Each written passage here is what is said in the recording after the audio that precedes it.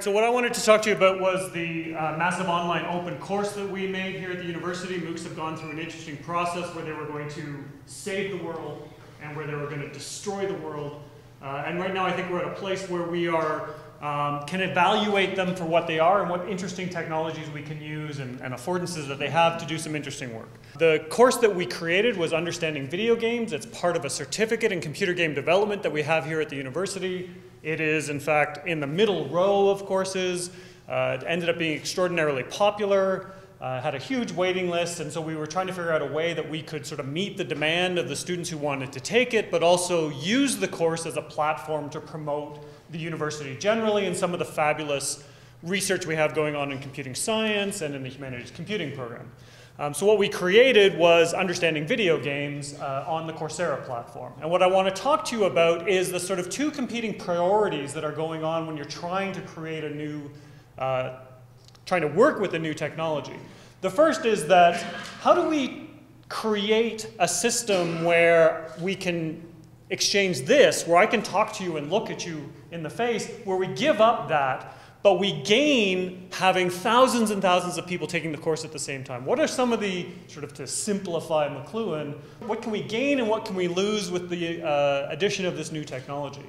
And the second component about that is how do we actually go about trying to create a platform with information that can serve multiple audiences? Because it has to serve the blended learning class, it has to serve the online class, and it has to serve the big sort of MOOC class. So to do that, we decided that we were going to brand the course with a lot of credibility with working with BioWare, the big game company in Edmonton. So we interviewed a whole bunch of people there. Whenever we would come to a section like hypertext, when we were going to talk about hypertext, we would go then perhaps interview Karen Weeks, who would tell us what happens in a game engine when a narrative engine makes a choice, so that students could get a real hands-on version of what was actually going on in the game engine while they were working with a concept in game studies that we wanted to talk about, like hypertext and narrative. But what I really want to talk about was how we started to try and use the affordances of this new technology to take advantage of the thousands of people who are taking the course. So, for example, in my courses, I always do a sorting exercise for the students. They have to sort a bunch of things between what is play and what is game. Or what games are more sexual than other games. Or what games are more violent than other games. The answer is always Kirby, by the way. But that sort of question is something that we tried to work into the MOOC. So the students would then drag and drop this particular one, which was activities that were more play and activities that were more game, and they would sort them. And as soon as they hit continue, they would get the average number of courses from any students that are from all the answers from the students so that they could then work that into the forum.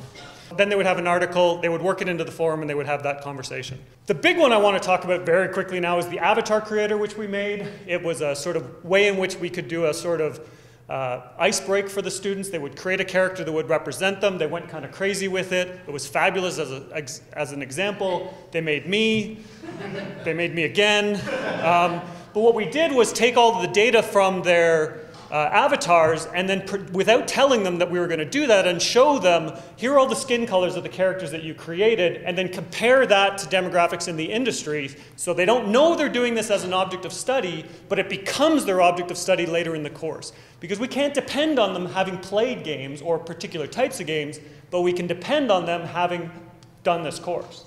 So that was the sort of object that we were doing. Gave them more data. Conversation. Thank you.